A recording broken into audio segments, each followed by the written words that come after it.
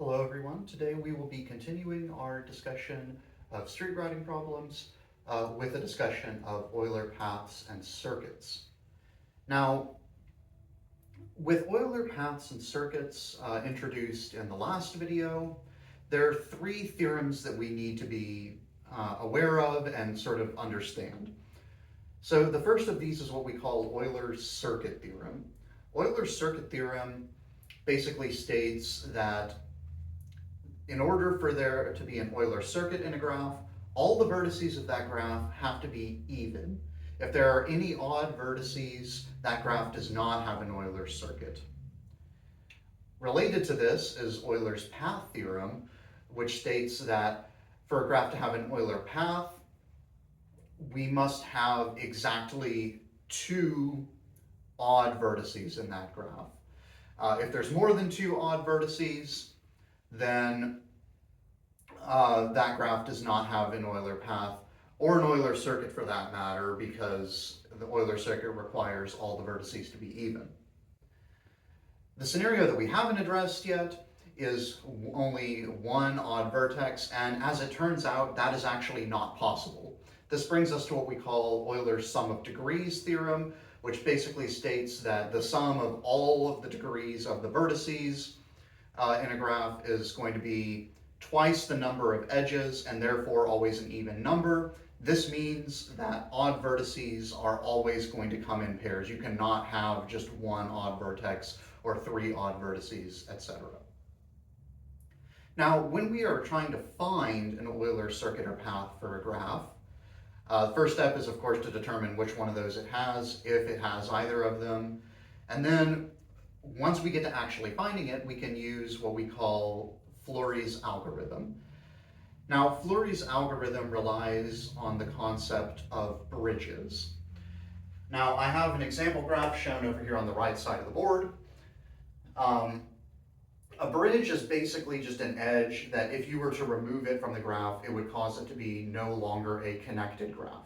In order for us to have an Euler circuit or path for a graph, the graph has to be connected, otherwise you can't get between, you can't necessarily cover all of the different edges of a graph if there's, edges that are separated from everything else, because the graph's in two separate pieces, right?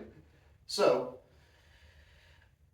a bridge in this graph would be, for example, edge AB. If we were to remove this,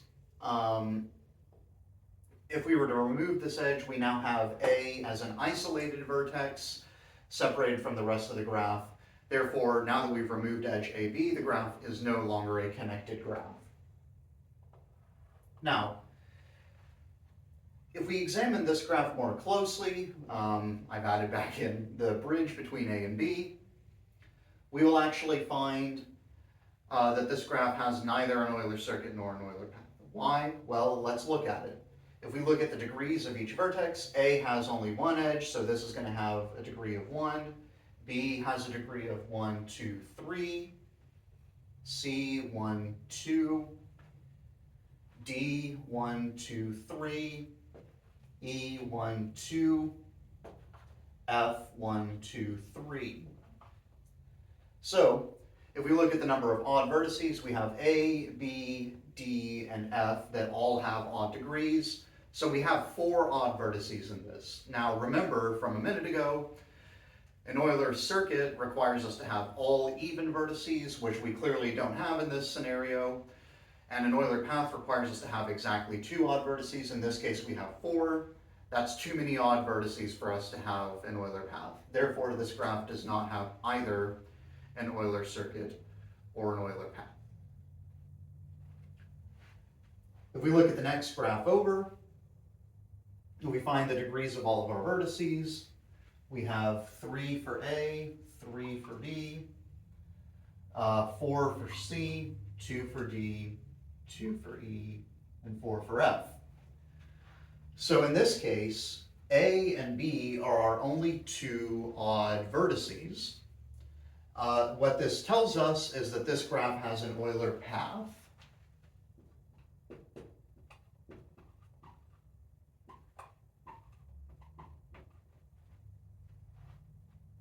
All right. Now, How do we actually find this Euler path? Well, this is where Fleury's algorithm comes into play. So when we have an Euler path for a graph, the rule is that the Euler path must start at one of the odd vertices and end at the other one. So we can either start at A and end at B, or we can start at B and end at A. The idea behind Fleury's algorithm is that we do not want to cross bridges until we absolutely must. The reason being, if you cross a bridge, you can't get back to the other part of the graph. So you want to avoid doing that until you've made sure that you've completely covered one portion of the graph before crossing the bridge into the other portion, basically. This applies to the unused portion of the graph. So let's say for this example that we start at vertex A. Now, when I'm doing this, I like to have two copies of the graph. One of them, I erase the edges that we've used, and then one of them, I number the order that we're going across the different edges. So from A, there are no bridges in this graph connected to vertex A, so we can basically go to any of these three vertices that A is connected to. So let's say we go to B first. So we're going to erase edge AB up here, and I'm going to indicate that this is the first edge that we used on this copy down here. Next, from B, we have two options. We can either go to C or we can go to F. Let's say for now we're going to go to C.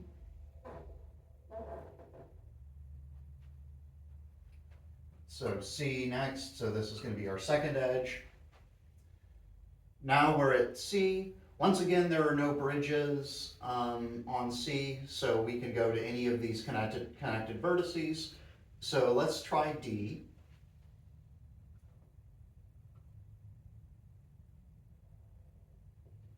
From D, we only have one choice, and that's to go to E. So this is a bridge from D to E, right? Because if we remove this edge, the graph is no longer connected. However, we have no other choice. And we've already covered all the edges or one other edge that we had leading to D. So at this point, we can actually go ahead and cross this bridge from D to E. So this will be our fourth edge. From E, once again, we only have one choice, and that's to go to F.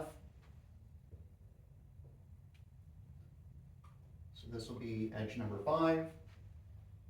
Now, F. This is where the concept of bridges comes into play, because we do have a bridge connected to F, from F to B. If we were to take this edge, we would be stuck at B, and we would not be able to get to any of these other edges between A, C, and F. So we don't want to take that bridge because we don't want to cross bridges until we absolutely have to.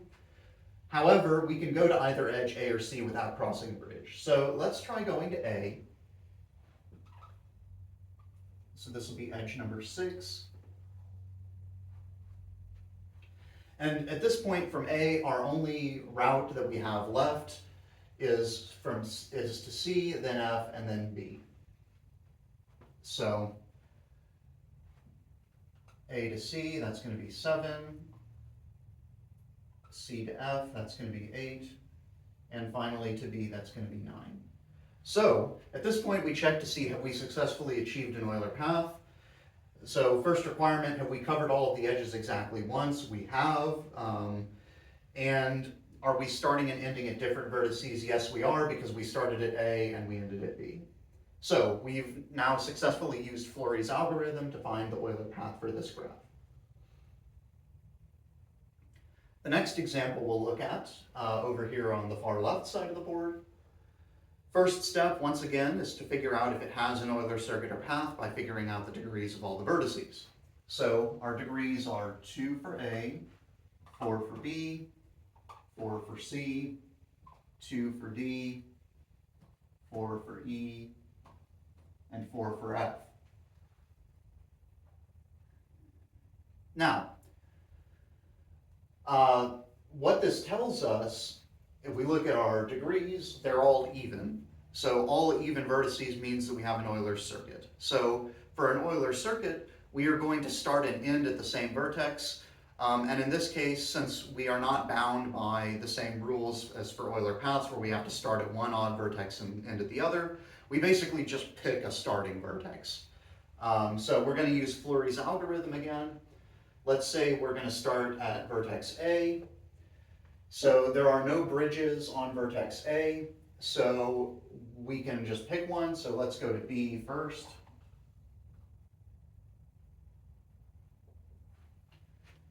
From B, once again, we can go basically anywhere, so let's try C.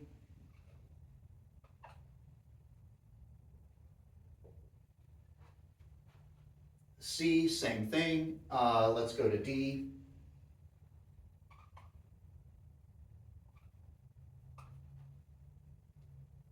D, we only have one choice, and that's to go to E. Once again, this is crossing a bridge, but it's our only option in this case. And we've already taken care of all the other edges at D.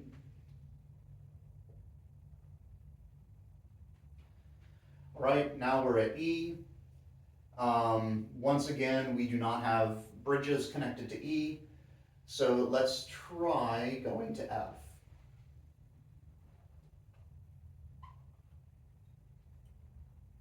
Now at F, we run into the issue of bridges again, right? Because we have a bridge here from F to A. So we don't want to go to A because then we're going to get stuck at A. So we want to go to either B or C. So let's try B.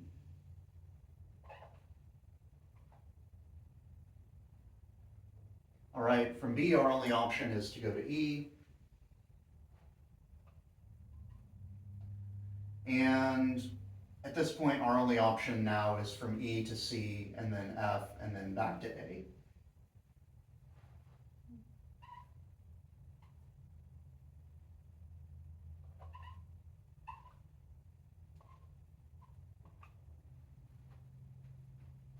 So now we can check, okay, have we used all of our edges?